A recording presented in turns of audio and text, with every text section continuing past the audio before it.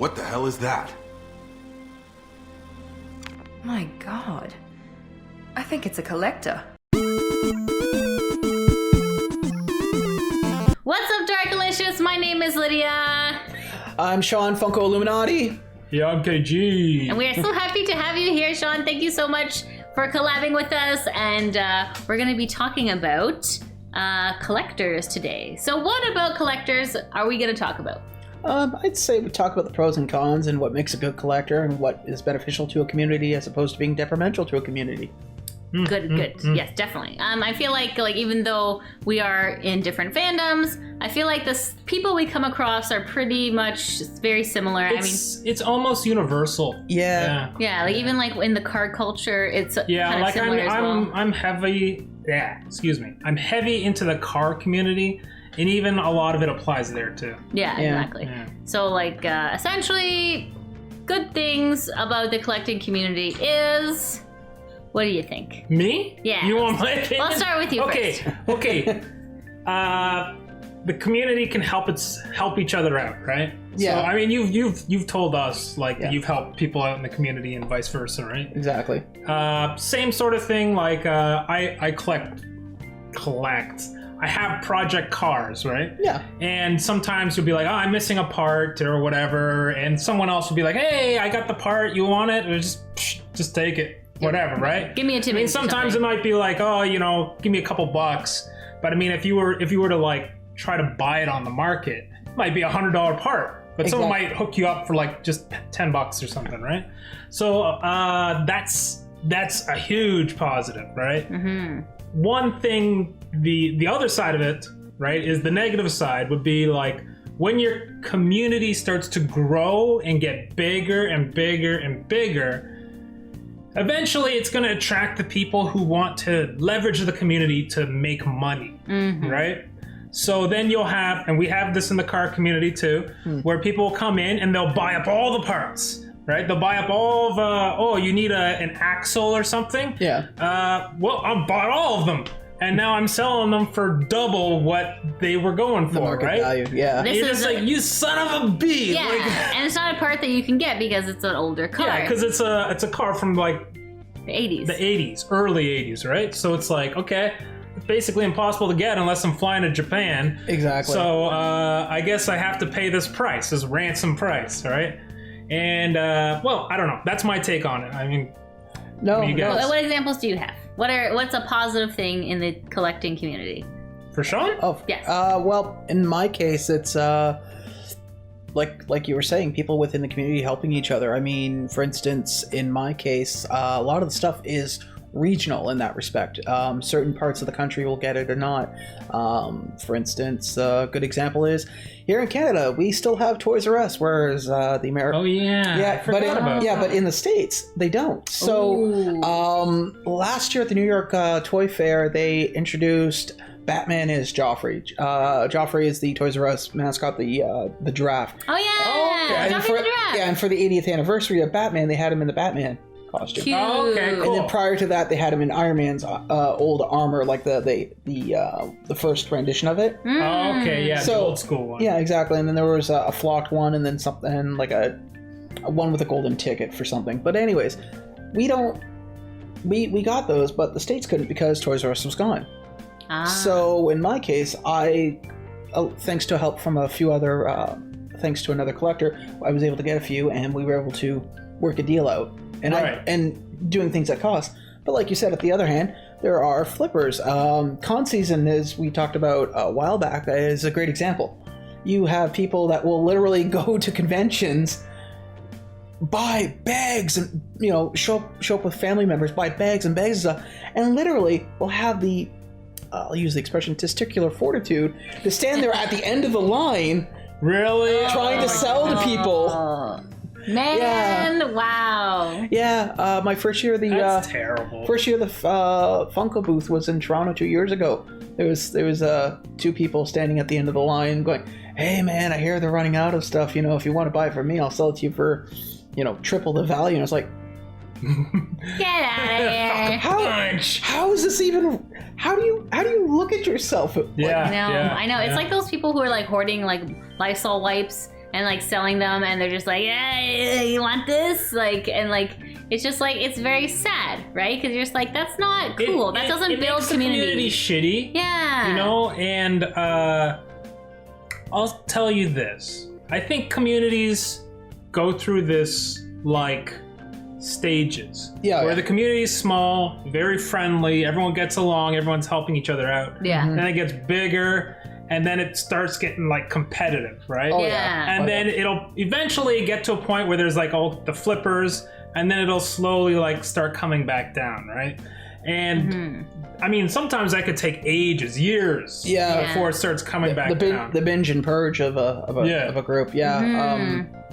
My favorite, and I don't know if you guys come across this in your fandom, is the this XYZ thing is dying. Everyone should get out of it, or you know, it's coming to the end. You hear that about retro gaming all the time. I don't know if you're into retro gaming. Oh yeah. But technically, I am retro. I mean, all my games are from the 80s. But like, there's a lot of people who are like, "Oh, retro gaming's dying. Retro gaming's dying," and it's like, no, it's not. It's just your interest in it is dying, right?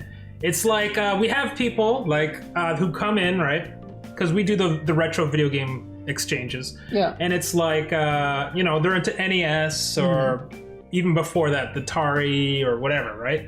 And they come in and, the supply of those games is eventually dwindling as the hardcore fans have snatched them all up. Yeah. There's just not that much left, right? Then you have people who are like selling it back into the community, right? Flipping it and all that stuff. And where am I going with this? Basically, their interest is waning, right? Because they've been doing retro for like, I don't know, 10 years, let's just say. So then people who are 10 years younger than us are just getting into retro, but their perception of retro is maybe not NES, it's N64, right? Yeah, no, I get it. I get it completely. The one that drives me nuts, at least in the Funko community, is the comparing it to Beanie Babies. Oh, yeah? Yeah, I get that argument all the time. It's like, they're just like Beanie Babies, man. First of all, I'm a collector. I'm not an investor. Right. That's a whole other thing too. I collect because I enjoy what I collect. I collect because I want it. I collect because I want to look at it. I don't collect at it going, well, that's my 401k right there. It's true. This platypus is gonna get me somewhere. Exactly. Show up at the bank and go, so here's my in-sync Beanie Babies. Tell me. But because I was explaining something, it's like, well, no, it's not like Beanie Babies. Like, what do you mean? I said, well, Beanie Babies, first of all, were based on animals in general, and then then it became anthropomorphized animals. But at the end of the day, they didn't have licenses. They didn't have a lot. They didn't have DC, Marvel, and stuff like that. And anything that was Beanie Baby like wasn't Beanie Babies. It was those respected IPs doing their own version. Right. Yeah. I guess you could say knockoffs. Yeah, a knockoff of an IP, if you can call it that. But the point is that I don't think you can come across that in the car community too much, where someone compares, you're a Honda to a Ford Model T. Yeah. It's just like a Ford Model T market, man. It's gonna crash. Yeah, it's gonna crash. I don't know. What about you, Lydia? Okay, let's talk more about the negatives. So yeah, definitely like people can turn on each other especially when money gets involved, and just people can just become a little scummy, which is sad, right? Because like you have like this hobby that you're really enjoying, and you're just like, like I feel like so alone in this quest of mine, and then you find people who are like into it, and you're just like, oh my god, like these are my people, this is great. And then there's the people who just come in to take advantage, right? And it's sad. Very parasitic nature. Yeah. Yes. Yeah, exactly right. Yeah. So what can we do to improve communities? Like how do we get over the flippers and like the negative people of communities? That's a good question, because I don't really know how. I don't think there is any way. To be very honest with you, in my case, when it comes to people like that, as much as I don't like the concept of ignorance, you kind of have to be to those people, because there's a concept that I've always believed, that a message has as much power and authority over another individual as you pay into it. Yes. No, Yeah. I agree Yeah. with that 100%. The classic example is we all agree that the shape of a stop sign and the color of it lets us know that we should stop before we even read the lettering. Right. Yeah. We've come to a societal agreement of that. It's the same with people like that. Yeah. If you see somebody like that, it's easier to ignore them than to engage them, because as soon as you engage them, you give them a platform. Whether it is positive or negative platform, you still give them a platform. True. That's why, at least in my case, I mean, I'm relatively new to YouTube in the sense that I started just at the beginning of August. I've had a lot of people help me along the way, and I try my best to give that back. That's one of the reasons why on my channel I do announcements and shout-outs. That's good. I've seen you do that. Yeah, and I will purposely look for channels under 100 subscribers, and I will do everything I can to at least try to get them to what I would, what I think is possible with the community that I have. Mm-hmm. But at the same time, you're always, like you said, you're always going to come across opportunistic, parasitic individuals that want to do nothing but take advantage of the group. And Yeah. Lord help you if you shine light on their BS. Yeah. Because then you're the villain. You're the You're the whistleblower. Yeah. Why can't you mind your own business? Can't you see what I'm doing here? Yeah. Well, yeah, actually, I was. I see exactly what you're doing. I know what you're doing. Yeah, exactly. But I think that exactly what you're shining a light on, like not. Yeah. It is kind of what is important. So like, in order to like water out the bad people, we need to just have more good people in the community, right? So you need to do your best to support the others, and just give a helping hand when you can. Yeah, not pay too much mind to the negative stuff, because they're always going to be there. Yeah. Especially as a community grows, it's more of the, like you said, the parasitic types are going to come in. Yeah. And they're going to try to leverage it for money or drama. I think one of the hardest things for any group of any collectors, whether it be anime, cars, or in general, is try to avoid getting into cliques. Yes. Yeah. Because even with the best intentions, I find myself occasionally, and not meaning to, like associating with a group of individuals within the group more than I would with other people, and I try actively to not do that. Yeah. But to use a car analogy, it's kind of like when your steering alignment isn't aligned properly. Yeah. You're slowly drifting to one side of the road, whether you realize it. Yeah. Yeah. That's It's actually like unintentional. Almost, Yeah. right? Yeah. It's like, well, I really hung out with this guy a lot, and I've been doing a lot of collabs with him. Oh, wait, you know what? That guy in the corner, nobody's really paying attention to them. Maybe Yeah. Yeah. That's a good point. Yeah. Try to spread the love. Yeah. It's and you do it without even realizing it. Yeah. Yeah, that's true. And then like, worst case scenario, obviously not what I would recommend, but sometimes if a community is just so toxic, sometimes you just need to take a break from it and come back to it, like when you said when the crescendo's gone, and like, because like that's kind of like when you feel the most real people are around, right? Yeah. So like for me, for example, I was part of the Lolita community in Toronto, which was like Gothic the Gothic Lolita. The fashion. Yeah, it's like the Japanese fashion of Lolita, where it's just like you're dressed in like frilly dresses and stuff like that. And there was a very big prejudice to people, one who were chubby, and who couldn't afford brand.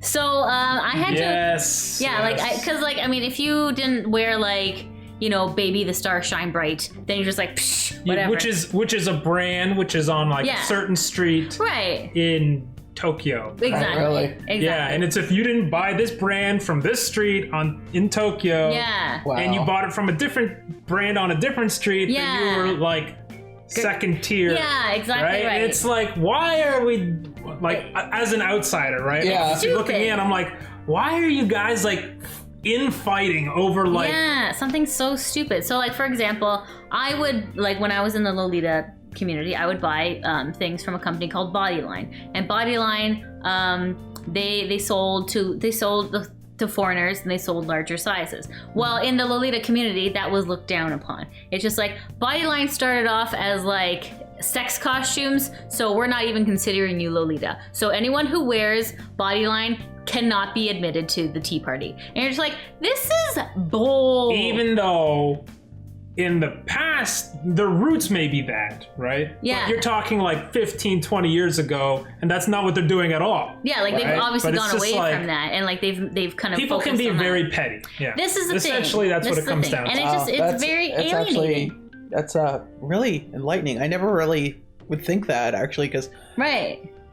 you see, in my eyes, like just with like is the little the Gothic Lolita group, I would imagine it'd be something like, you know, design as opposed to aesthetic of the fabric or the textile that you bought. Mm-hmm. I would imagine it'd be more the design than anything else. You would think so, right? Yeah, like, you know, it's like when people go to a convention and they see somebody doing a steampunk version of something, and it's like, really? Yeah, no, I totally get you. Yeah, like I mean, it even got to a point where like people were like chubby people were like, okay, you don't like Bodyline, okay. We can't fit into any of the ones that you're recommending. So we're just gonna make our own stuff. So like some people would actually like be creative and like design their own fabrics and like make their own like costuming, right? And that would be in the style of Lolita. And even then, you still weren't allowed in. They're like, this is a disgrace. You're not brand name. You're not coming in the door. And so you see all these like people like refuse. Weird. It's so weird, right? And it's like, but you're trying to embrace the culture in your own way, and you can't. So then, what some chubby people would do. And this is the thing that was just like, this was kind of heartbreaking. They would buy 2 dresses and sew them together just so that they could be admitted. I remember that. Just so they could be admitted into the tea party. And I'm just like, that is, I eventually had to leave the community because I'm like, this is just too toxic for me. Yeah. Wow. And like, even like how like, even like if you were to post on like their Facebook group, like the post can only be about this, and if it's worded wrong, you're going to be deleted and blocked from the group immediately. You know what? This just reminds me of something, actually. There was an expression we used to use in the Magic the Gathering community, and it applies to, I think, to any community. The elitists of the elitist of groups. I can afford this, I can afford that, look at my collection. Like, I monocle in their mustache. Yeah, but it's like, okay. You laugh, but like, for instance, I was mentioning to you guys earlier, in the Funko community, there are these things called chases. They're variants. Give you a good example. I'm sure anybody watching this channel has seen the movie John Wick with Keanu Reeves. They released a Funko Pop of that character. Now, imagine what he would look like based Funko wise, and now take that same character and they made 2 versions. The chase version is him with blood on him, so like he's all messed up in blood. That is insanely expensive. There are people that are what are called chase hunters. I guess I would qualify as one, but I don't go out of my way. I know when the drops, what days stuff come out, and I wait in line like everyone else. Right. But there are people out there that will buy the original chases, like the Chrome Supermans, the Chrome Batmans, like the original Chrome DC. And they will be that way, and it's like, well, you know, oh, I see you have a bunch of, you know, common pops from that's terrible. It happens though. Like, for instance, not so much. The Hamilton community is really good. It's pretty self-regulating, but I've heard of some situations where there'll be lineups and people will literally go, oh, you know, Kenny was with me. No, he wasn't. You were here for 2 hours. You just showed up. Yeah, he was parking the car for 2 hours. Listen. The parking lot was very full. Yeah. At 6 a.m. and they'll do that, and they will literally let them stand in line with them, and that poor person behind loses out. Yeah, it's like, no, you're right. Elitism is I never understood in any community. It makes no sense. It's so isolating. Well, and I've like, personality wise, I've never been that person to be like, I am better than you. Like, never. Because I've been on the receiving end of that, and it hurts. It's so weird. It's just, so I don't know why people do it. It's because, like, sometimes people it must be like some kind of ego thing where it's like, it makes them feel better.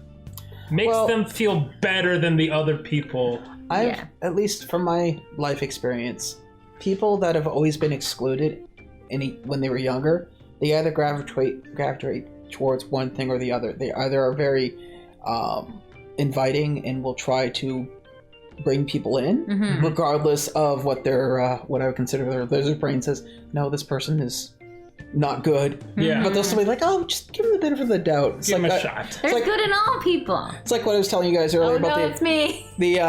well, remember what I was saying to you before, Yeah. the story of the scorpion and the frog, you know? Yes, tell people, because like I didn't know until you told me. This, Oh, this is a okay. great story. So there's different variations of the story. There's there's a coyote and the scorpion, the turtle and the scorpion, or basically it's a venomous creature and something that can swim.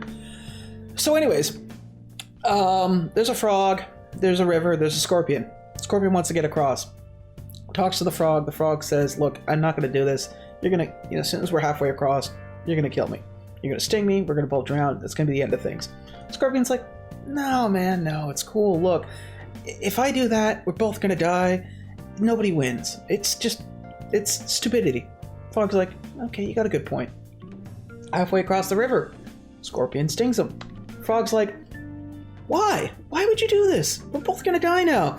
Scorpion's like, "It's in my nature."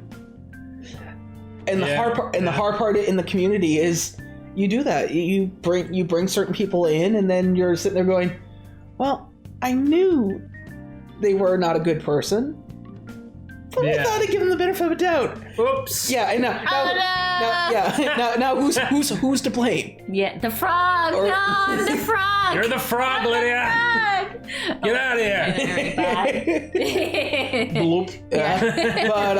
But yeah, it's you come across that a lot in the communities. I know, I personally, I wouldn't say I was excluded from a lot of things, but not included with some of the things I would have liked to have been. And so that's why in my case, I don't look down on people that flip. That's their business. That's their, I keep my nose in my own yard and mind myself and help my neighbors when I can, but that's as far as it goes. But I try to do everything at cost and try to help everybody. And I find, and I've said this in my videos, it's better to make a friend than to make a dollar. Yeah, I agree. Because I agree. I can always talk to a friend, I can always confide in a friend, and that friendship can lead to other opportunities. That dollar, it's monetary. It's only good for one thing and one thing only. Yeah. To exchange for something else. Well, you could talk to the dollar. It just won't respond. It won't talk back. Yeah. That whole Scrooge McDuck diving into money. Oh my god. That's a... It's like the Peter Griffin part? Yeah. Like, that's real. Like that. Oh, who thought could swim in money? It's a solid object. That's so good. But yeah, any other comments about collecting? Like what's like a safe way to keep safe but also have fun? To keep safe? Well, because you don't want to get screwed over by people. Yeah, that is true. I find with, at least in my neck of the woods with collectors, it more or less comes down to, if you, like I say this at the end of all my videos, if you watched a few of them, be good to each other. Yeah. It's literally what it comes down to. Yeah. You don't have to agree with their worldview. You don't have to agree with the political or religious or any of that stuff. This is purely for the love of what you enjoy. So be good to the person. If you're good to them and they are good to you, so be it. If you're good to them, if you're good to them and they're... Scorpion? Yeah, basically. Against your own personal feelings, you got to go by that judgment and say, okay, you know what? This person stung 3 other people in the community. They're talking to me relatively nicely. Obviously, they're playing an angle.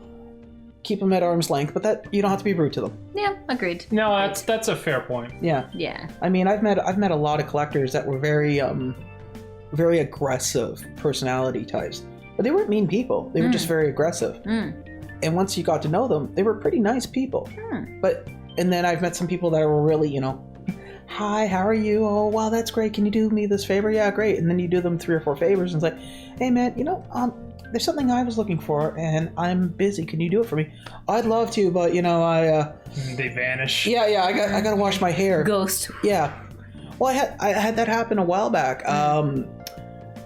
No names, of course, but I helped somebody with something and something came out and they were like, oh yeah, I'll make sure I get it. And then they posted on Instagram, they got it. And I was like, huh, well then, that kind of sucked. And then something else came out and they said, oh yeah, when it comes out, I'll get it for you. Again. Wow. Yeah, and then something else. And the third time, and I went, Okay. you know what? We're done. Yeah. All right, Scorpion. Yeah, I was sitting there going, the comment, what was that? If you smell shit everywhere you go, check the bottom of your shoe. Yeah. So I was like, Good saying. so I was like, okay, we're done here. Yeah. I haven't been rude to that person. I will still consider them a friend. It's just my capacity of doing things for them is not going to be as strong as it was prior. Fair. Yeah. That's totally fair. Yeah. No, I think that's totally fair. Yeah. That is a frog wearing a helmet. I agree. Oh, Lydia. Well, why? You can only do so much. It's true. It's She's true. hooked on that analogy. That is like the best story I've heard like all week. Like I'm gonna like remember it. Like so, guys, like remember the frog and the scorpion. Because like that is like a bedtime So what about story. you? Do you have any final thoughts? Honestly, I get so hurt in any community that I join that I don't like to be part of communities, and that's terrible. It's terrible. I'm such a marshmallow, and that's not right. So, don't be like me, kids. All right, get a hobby. Get a hobby. The more you know. The more you know. Don't feel like me. Who are you? Who are we? I would say ultimately, my personal opinion, just collect what you like, right? Yeah. If you're a collector, collect what you want to do, Yeah. right?